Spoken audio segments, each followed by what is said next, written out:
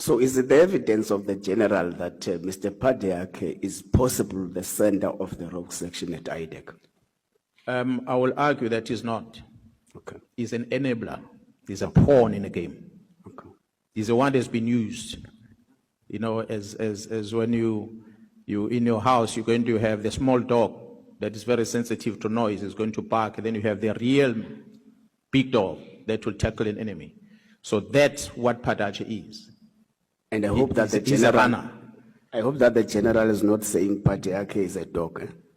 No, I did not say he's a dog. I said he's a pawn in the whole scheme of things.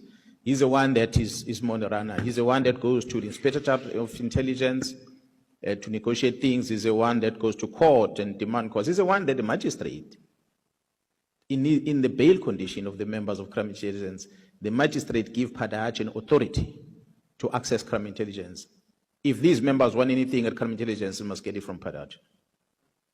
So Padache, being an ex-crime intelligence member, is given a carte blanche to enter from point A to point B of the Office of Crime Intelligence by the court of this country.